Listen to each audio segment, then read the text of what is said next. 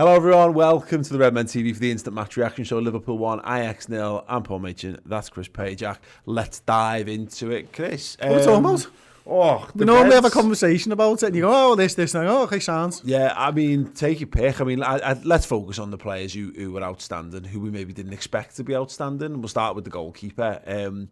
That wee slip of a boy who let in 5 against Aston Villa in the League Cup almost a year ago to the day, who, you know, it was impossible to judge what type of goalkeeper he was going to be. I thought Jurgen Klopp talking about Kelleher post-match was absolutely just fascinating, and for a number of reasons, but the thing that really stood out to me was he said, you can see, like, you're basically saying you can see that he's a good player in training, and you can see how calm these players are when you tell them the news that they're playing. But it's all well and good being all these things, but until you throw them into a match and see whether they can handle it or not, you never truly know. And I think, and we speculated about Kelleher and why he was playing in this game instead of Adrian.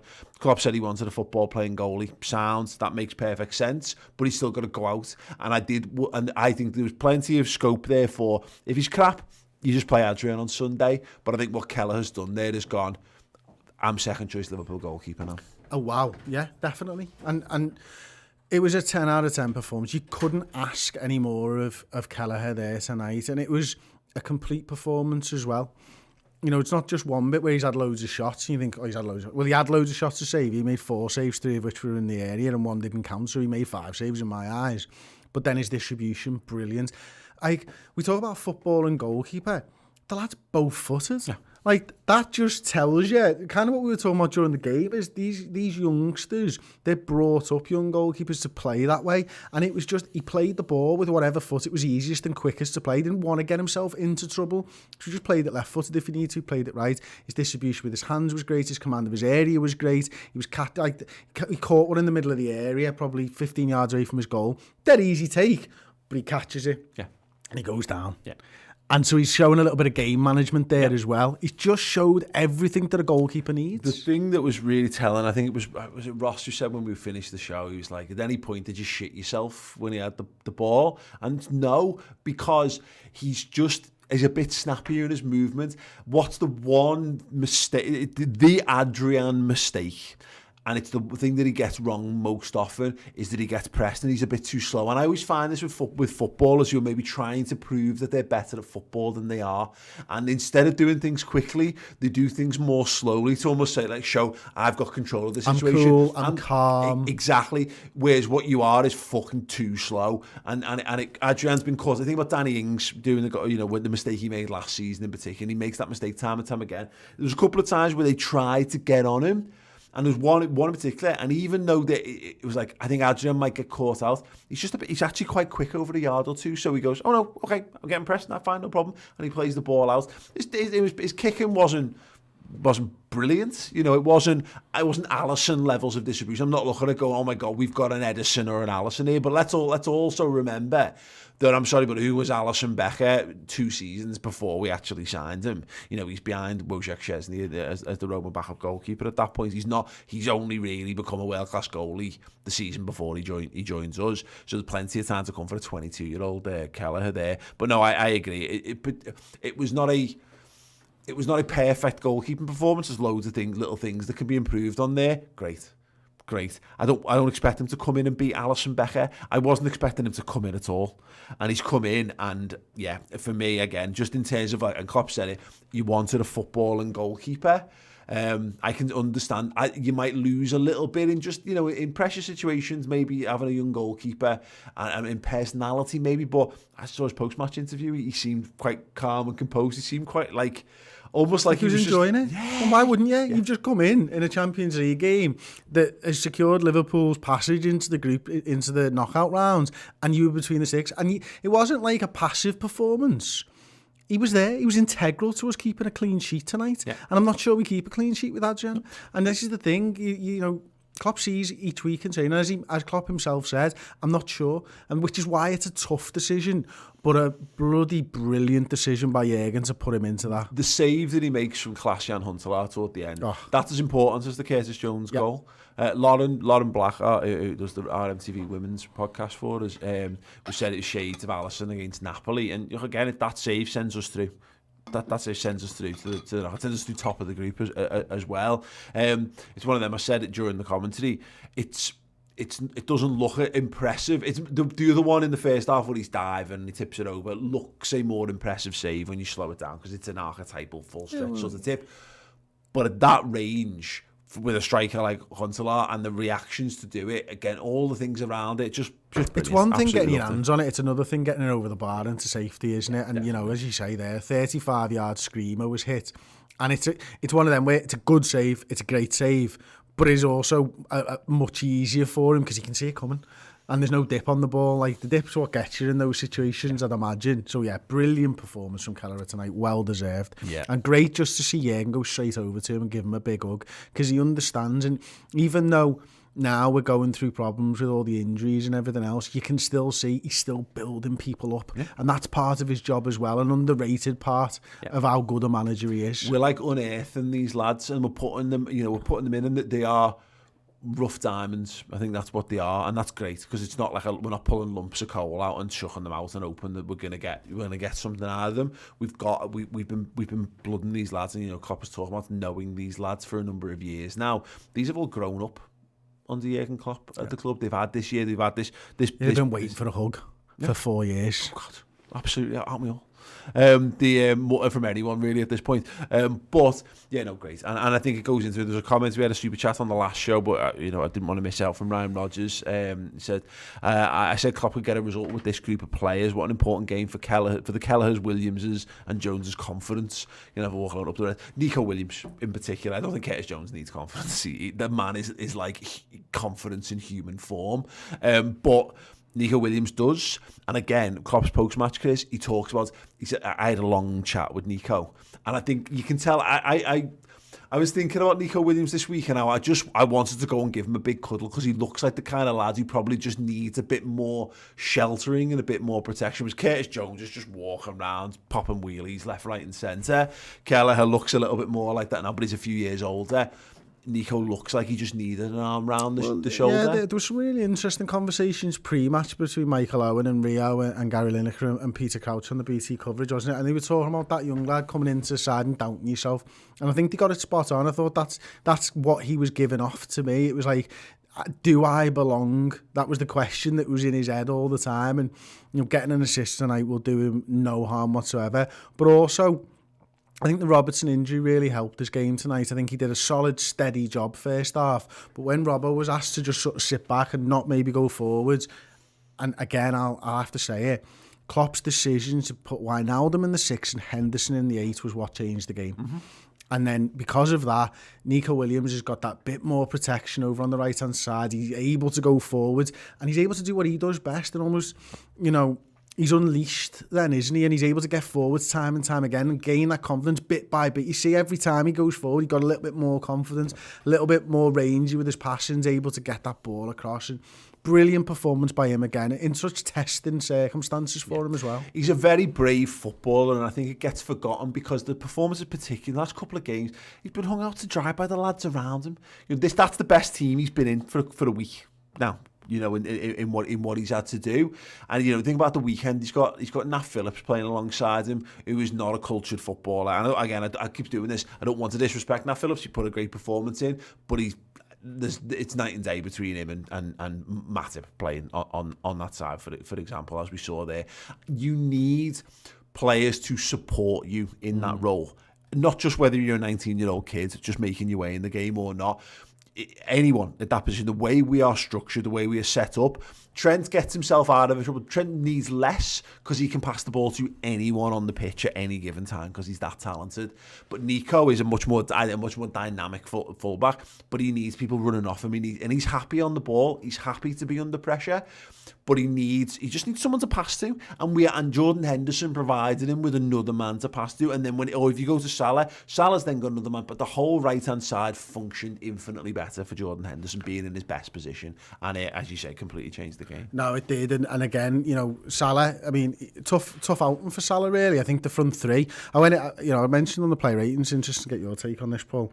I went into this game thinking if Liverpool win today, it'll pretty much be the front three because they're the fucking lads, they're the boys, they're the ones who've been getting it done consistently this season. Prior seasons, obviously not counting Jota in that. And it wasn't. It was the defence and the goalkeeper and the midfield. And it's such a Liverpool thing to do that, isn't it? But then Salah worked so hard for the team as well, as you say. I don't think Nico Williams got enough support at the weekend. I don't think he ever really had a pass on. But Henderson was there. Salah was going down the outside. And then Nico was given that freedom second half to join them and start playing those little 1-2s and getting the ball in. The confidence again to pull it back inside after the Henderson and Salah 1-2. Gets the ball left-footed out to Kurt Jones as well. Big assist. And the fact that the two of them get to embrace after it, that will have meant the world to him. Kurt Jones obviously getting a Champions League goal and assisted by Nico Williams. And the thing as well, because we talked about the Nico Williams, is that he's one of the players who's losing out for not having fans in the grounds because he's getting a lot of negativity online off his performances. He had to shut his accounts down a couple of weeks ago, which is just fucking stupid. Not from him, stupid that like there's idiots out there who would cause that to happen. Think about it. I think the best of our fans is like somebody misses a chance or concedes a goal, and the first thing that happens is we sing the name and support them. He hasn't had that, so what's going to be great because all he's got is the online reaction at the moment. Is that the picture of him, Curtis Jones, celebrating? There's loads of people just spamming love at him right now, which is exactly what he needs. He'll get that, and I hope that he doesn't. I hope he doesn't spend too long on it because there's nothing too positive to be gained from too much interaction on social media in that regard. But that will be a good thing. He will get to feel that love and bask in a bit of that, which is, I think, exactly what he needs. Chris Garvin with the super chat in here saying Jones changed the game. What a player he is, man of the match. And I said this on the fan reactions is that if Queven Keller's not making his Champions League debut in there, I think there's no doubt in my mind that Curtis Jones is man of the match. Mm-hmm. I thought he was the best player in the first half, and he continued that, his bravery in possession, and obviously he scores the goal that sends us through to the knockouts. Yeah, if you could give co-man of the match awards, I would have tonight. And it's the first time I've not put man of the match on the board because I couldn't split the two of them, Keller and Jones. But Jones is in a much tougher position. I mean, he's playing a good midfield and a good attacking side against Ajax, and he didn't look out of place again. And that's the thing that I keep coming back to with Jones. He just doesn't look out of place. Doesn't look like a 19-year-old lad playing in midfield. Yeah.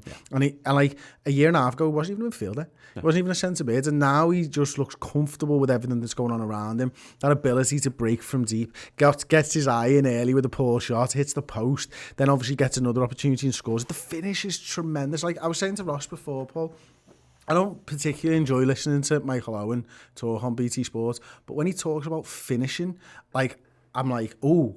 And the way Michael Owen was talking about that finishing, that's what he knows, and he knows how to get your body into those positions. And he comes alive as a pundit when he's talking about players finishing, and he was creaming his kecks over Kurt Jones in that finish, going how difficult it is. Brilliant to see. He's got one of the best strikers of the last 30 years in world football. No matter what we think of him, telling him his finishing is brilliant, and it's such a tough finish, and that will fill him with a little bit of juice as well. And Peter Crouch as well. Doing the same. Peter Crouch scored more than half of his goals as headers, Really? Yeah. Is it surprising? I think it's because he was terrible. He scored like 50 odd friggin' goals as headers. It wasn't 50% overhead kicks, to be honest, because that seems to be where he was stronger. Thanks very much for Chris Carvin, who's joined as a first teamer here on YouTube memberships as well. Dermot Dunn for the $5.49 super chat. Stealth X Panda saying it's mental, Kurt's only 19. Yeah, absolutely. I keep saying this because we're getting lost in this. Curtis Jones, to look good in a side that's as good as Liverpool, you must be brilliant. And that's why, again, the Nico Williams thing is always daft. Even when he's not been great, you can see that he's a decent enough footballer. Being a decent enough footballer stood comparatively against some of the best players on the face of the planet, which is what we have. This side that's conquered everything in front of it for the last couple of seasons. Is by put him in any other Liverpool team and he'd look unreal. Do you know what's really good? In around about 10 days, less in fact, I will be double Kurt Jones' age. Don't worry, in 40 days you'll be the same. Yeah. That's horrible, isn't it? It's horrible to think that. Yeah. Yeah, well, it won't be true forever just because of the way maths works, but that's fine. We're in that crossover period, though, aren't we? Yeah, definitely. Reese Pepper put a comment in super chat in on the last one, which we'll sort of wrap up on, because we'll talk about this game in much more depth and detail. If you want more analysis on this, then check out the Final Word Show. It's me, Chris, it's me dad, and it's Ben Kelly. Can't wait for that, Going to be doing that. Yeah, it's going to be great. But Reese said, what's your opinion on Jota's progression to the first team and how soon will be cemented as a Liverpool player/icon? And the games like today showed that he's not there. He's not 100% there yet, but he doesn't need to be. This is our lad who's just, I mean, look, Bobby Firmino came on and you saw, I think what's the expression, like tales of Roberto Firmino's demise have been greatly exaggerated. He was a much better suited Bobby fit to what we Firmino needed. came on and looked like showed why he's Liverpool's number 9. Yeah. I said that in the player rating show. That's what he showed. The ball stuck. He was able to pick out Salah. He was looking for passes to Salah. The other two weren't. Like I said, sorry, almost exactly this, but we've not had this conversation. It's like, I'm not saying that Jota and Mane will not pass to Salah. What I'm saying is Bobby Firmino's not asked who he passes to. He'll just pass to an open guy because he's not asked about scoring. And that's the glue that holds that together. I mean, I thought he was sensational tonight when Bobby came on. I keep referencing him, but that was 27 goal a season, Bobby Firmino, because he's the one who, if it's on to pass, he'll pass. If he goes deep and works it and body swerves and getting Liverpool out of trouble, but he's also playing on the shoulder, looking for little give and goes to get into the box, and he's so unlucky not to get a goal. Really good save by the keeper down low, tips it onto the post, and again, another day that it's the post and goes in, and it's just, you're talking about this like Mercure. Bobby walked onto the pitch like a world-class talent there, just head and shoulders the best player on the pitch. Whether you think that's true or not, it's irrelevant. That's how he walked onto the pitch. That's how he played the game. He was just a blessed relief to everyone around him, particularly Gini Wijnaldum, who was exceptional, put another wonderful shift in there. Robbo playing through injury, Henderson playing through injury again by all accounts, and there's Bobby Firmino, just another one, just a senior lad brought onto the pitch, just great. And yeah, we'll talk about him loads more. Klopp got it so right tonight, didn't he? Yeah. You know, the Kelleher thing, that is a gutsy call. Gutsy call. Worked perfectly. You know, the Hendo and Gini swap, I think the Mane and Jota swap in the first half was a big call as well. But that Wijnaldum and Henderson one, because why would you do that? But he did, and you know why he did it. It was to support Nico on that right-hand side, man. Yeah. He nailed it tonight, Klopp. Yeah, he did. Yeah, and the thing is that it's not even just him. You don't nail it unless the players go out there and perform for you. There's a very fine line between like genius and insanity, and we were treading that line. I was personally treading that line a lot in the evening leading up to this game, and Klopp and the players vindicated his decisions. That could have gone horrendously wrong, and we saw last week was an example of what happens when you have to rotate and it doesn't quite go for you. We should have battered them today, but it doesn't matter because the job was to go out there and get the result. And now that just means, and you know, you said it, I heard you say it at the end of the player ratings, and it was mentioned in the comments here at the start, and breathe. And that's us, but that's Liverpool now. Yes, there's mounting injuries. Yes, we don't know what tomorrow's going to hold. You know, it could bring in fresh injuries and all that kind of stuff. But what it means is that we've given ourselves now. We didn't beat Atalanta. That's gone. Line drawn. We had to go and play ourselves into a positive position here. Top of the group, qualified. Giving ourselves the best possible foot ahead of February when it returns. I think Bayern are top of their group. Yeah, absolutely, absolutely. But now it goes. We've earned the right to do whatever the fuck we want with that Midtjylland game. If we want to put out all the UEFA B list lads, we will. Then and I think we might. Not? And you know what? I can't wait for Ross to do that starting 11 prediction. I can't wait for him to do the commentary on it as well. It's going to be absolutely great. But yeah, wonderful. Thank you so much for listening. For watching the instant match reaction. As I said, we'll be back for the Final Word show tomorrow. And I said this after the fan reactions, but we do this free content. It is funded almost entirely by the people who subscribe to the redmentv.com. We make sure that we give you value for money on that. We've got loads of excellent content. There's documentaries, there's interviews, and there's tomorrow's Final Word show. So the midweek Final Word show is always there in podcast form and in video form, an hour long, in depth and detail, and a big old chat about how amazing the Reds are. So every aspect of things, you know, news shows and all that stuff. If you want that stuff, we've got you covered. It is a Liverpool streaming service and it's for you guys. High quality content, all almost every single day of the week, covered by Redmen TV and made possible by the subscribers to the redmentv.com. So go and become one, make us smile, give yourself some entertainment, and yeah, we can support the mighty Reds, the mighty makeshift Reds, as they fly towards one of the most incredible title and Champions League wins the world will have ever seen this season. But yeah, we'll be back tomorrow. Hope to see you there. See you all soon.